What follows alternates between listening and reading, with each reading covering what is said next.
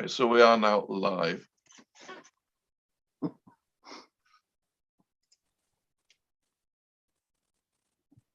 Okay.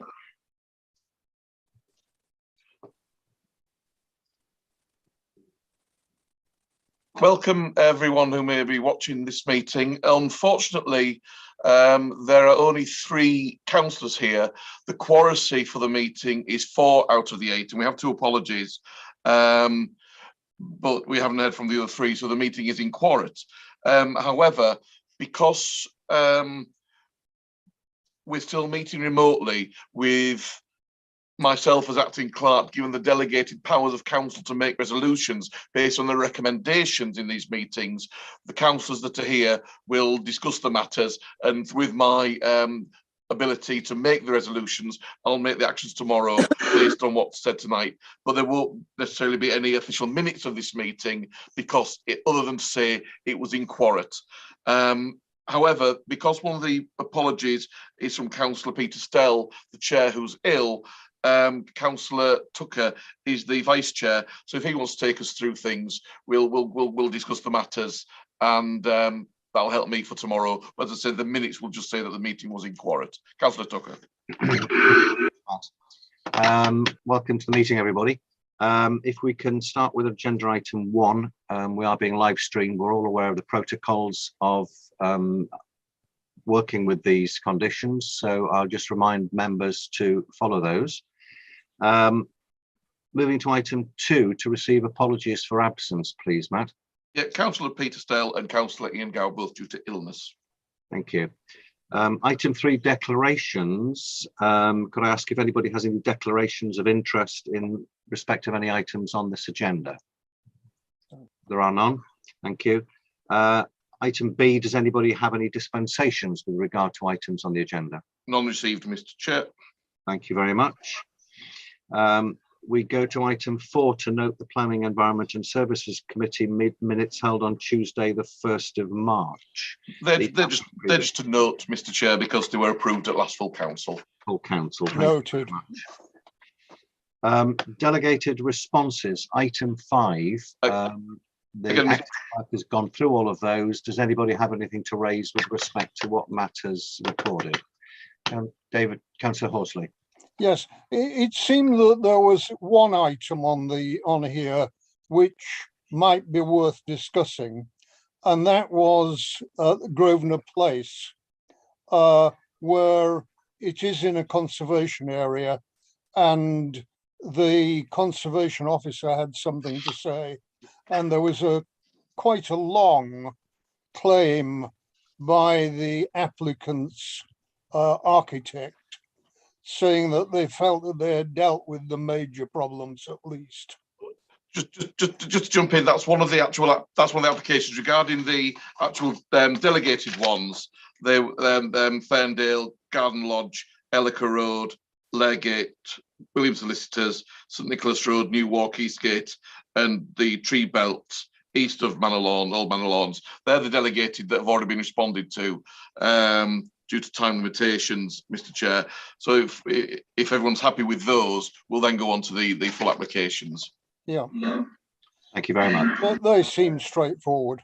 And then for the next item, Mr. Chair, we can just go down them as we would in a council meeting with people making comments or wanting to change the suggested responses, and I'll submit them tomorrow.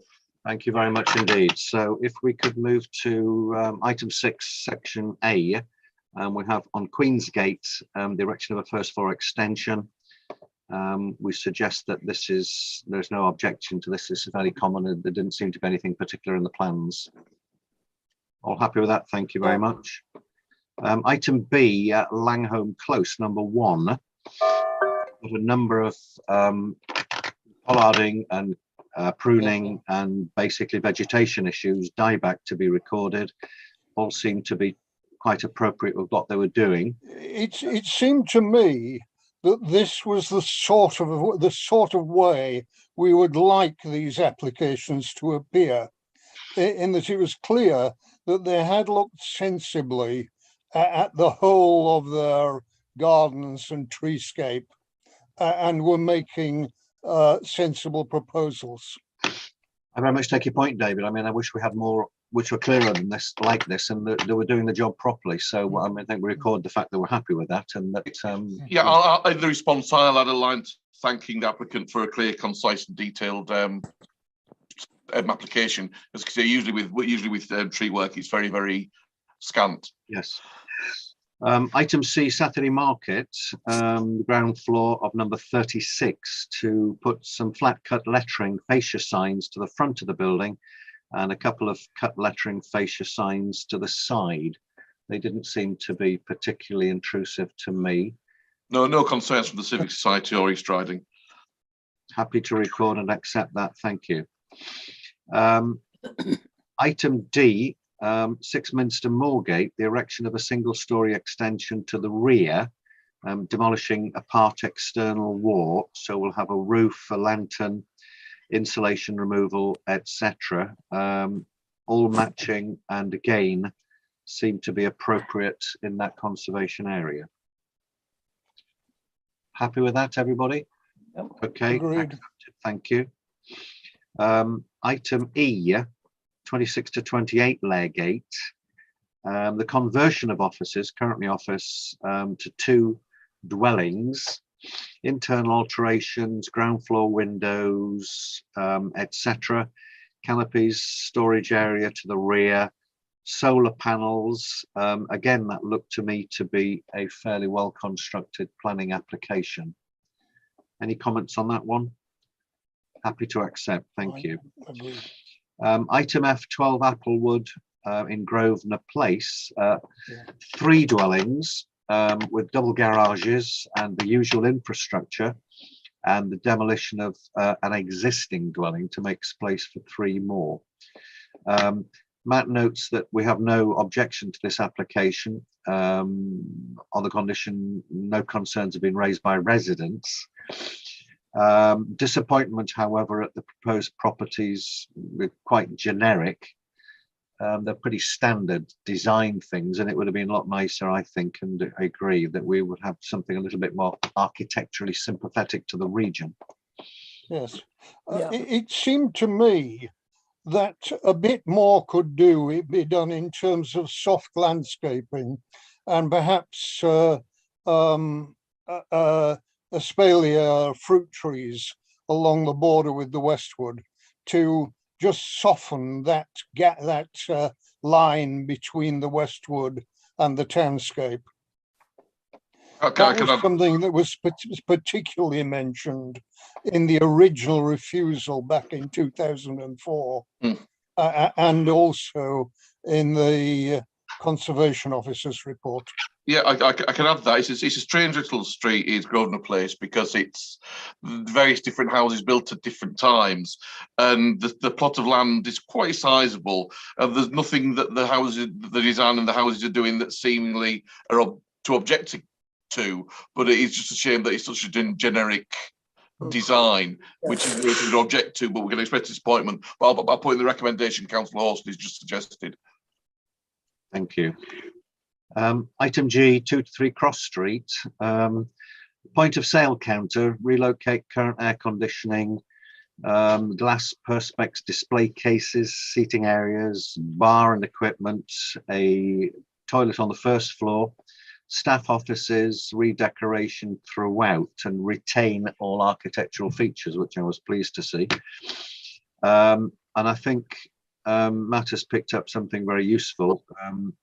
In terms of current legislation, there seem to be no indications on this of disability access to that first floor. If it was being used for office staff, and presumably disabled staff are exempt from getting a job there. So, well, I think, Mr. Chair, it's also the fact that to ask the question rather than object to it, because it's downstairs is going to be the point of sale for alcohol, for bottles, and take a bottle shop. And the upstairs is going to be a bar. So it's also the public access to the bar on the first floor, how that fits with legislation. There may be elements of legislation which allow this sort of development if buildings can't be changed in such a way to fully comply with Disability Discrimination Act, etc. But I remember when this application came up previously for initial planning consideration. Councillors didn't object, they supported it, but they did comment afterwards. They'd wondered about the disability access for members of the public, if it is a bar, because it precludes people. So it was more raising the question with them rather than objecting. Yes, councillor. Yeah, the toilet's upstairs. Yes. So there's no access to the toilet. Yeah, so we can have no objection, but ask the question. I could maybe more forcefully ask the question rather than say we'd like to know, or on the condition that that it's responded to. Yeah. Yes. Thank you. Item H, DNF Kitchens on 13 Eastgate, to install a much better commercial extraction duct to the rear and to the side. Personally, anything which can be improved upon the smell that currently comes from there is a bonus to me. So I'm pleased to see that they're actually trying to do something about it. So Beverley Town Council has no objection to the application. All okay with that? Yeah. The previous objection, I think there's something on there which has been objected to. So that's why there's 3 sets of plans. That's how it was, how it is, and what they want to do. So it does remove it from view, the new proposal. I think the objection was maybe to the house behind it, where we felt it was a little bit too near to them. I think it's going more out onto the street, perhaps. I think it's the fact that the current pipe is up the whole side of the building, big and metal, whereas this one is kept on the ground floor behind the wall, so it's less intrusive. Yes. Okay. Thank you. Thank you very much, and thank you for the notes to go with those, Matt. Could I move to item 7, please? To again consider the allotment rules regarding setting of bonfires, which are currently permitted from the 1st of October to the 31st of May. And could I ask Matt to report on the current situation, please? It's that time of the year where this comes up every year. It's really difficult. In the tenancy agreement, allotment tenants are allowed to set bonfires between those dates. From the start of June to the end of September, they're not permitted. We do have an occasional issue of some people edging it and setting bonfires during the unpermitted time, but it's not a huge issue. It's really difficult because there are some organic matters that can't be composted, that grow that then can't be composted, and the vast majority of our tenants do compost. So those the items they can't, some choose to burn. There are no burning zones in the East Riding set by the East Riding of Yorkshire Council, so that is a reason. We've had a complaint from a member of the public who had their washing out. Someone set a bonfire, damaged the washing. We do it at least annually in the allotment update letter with leases, with tenancies renewals, remind tenants that these are the only months they can set bonfires, but even then, be mindful of the weather, because if it is good weather within those timescales, people may have their washing out. If the council chose to ban allotments all year round, the practicalities of policing that are incredibly difficult, because we could potentially get a call out every day. By the time we get to the site, where is it? You can't see the smoke's gone. We don't have the capacity to keep going out, but we do have residents who live nearby. We have a climate emergency, etc. It's a really, really difficult bridge to cross. The allotments have been there for decades. The houses are newer. People move close to allotments, but should allotments now be looking at more sustainable ways than bonfires? But how do we manage that if people do have waste that they can't take away because of the quantity, and can't compost because of the material makeup of it? And it's always organic stuff. Anyone caught or reported burning non-organic stuff will be in trouble. But this is mainly non-compostable organic matter. And we don't know how else to, as officers, to change it, to make it manageable. But they expect it. If we ban it, we have the allotment that holds us up in arms. We have a system that we can't efficiently police. If we don't ban it at all, we do get residents complaining. David? Some people may respond better to helpful suggestions than to commands and forbidding. So it might be useful to point out that a well-laid bonfire will burn perfectly well on a drizzly day and will burn out in the end. I think And that this will not upset the neighbours. I think my view on this is that the time schedules that we've allocated where bonfires may or may not take place seems quite reasonable. I think any allotment needs to have regulations. We haven't had any strong objections from the allotment holders themselves about that. I think With one exception. Yes, we dealt with that a while ago. Yes. I think as Matt said, we don't have the staffing to be going out every time there is a bonfire, but I mean, people have got a sure sense of responsibility. My only other thought, Matt, was attempting to be creative with material that cannot be composted. Could we try and do a positive and say, look, there is a collection point. Could that stuff be placed there to help out, and somehow we'll try and arrange twice a year or something for it to be removed, so there's no excuse then for we about 4 years ago, is before Anne might remember, it was before I started, about 4 or 5 years ago, this sort of thing was put to the allotment association there, so you know, to do a project like this, and it received a lot of negativity because people didn't want to. The allotments are big, and so where do you put them? Yeah. Nobody wants it next to their allotment, and the allotment, and the vast majority of allotment keepers manage their own allotments very, very well. There's not a huge number of bonfires, but one bonfire with damp leaves can create a disproportionate amount of smoke. Yeah. Okay, so we've got an option. We leave as is, and we seem to get by. And I think where we do get somebody who does flagrantly disobey those rules, we pick up on them as we had done previously.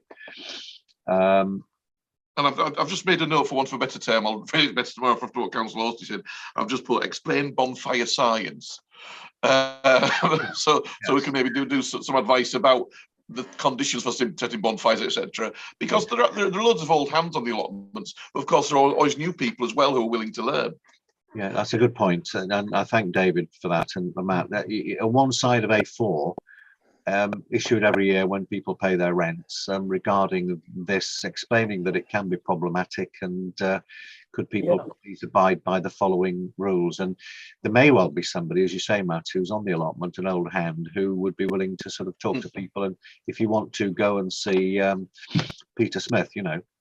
Yeah, we do with the allotment rents. We do send out a newsletter. We reformatted it last year, so we'll include that in this year.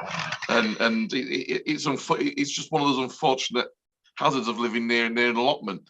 If we could also be stricter and say that we have had a few issues this year. If we have any over the coming year, we will have to make the decision to ban bonfires altogether. So please self-regulate. Yes. Yeah. Good point. Yeah, good idea. Good. So we're all agreed on that then. Yeah. In that case, can I thank Matt for making some notes, listening to our suggestions, and for taking his delegated responsibility to put that material together. And I close the meeting at 6:50.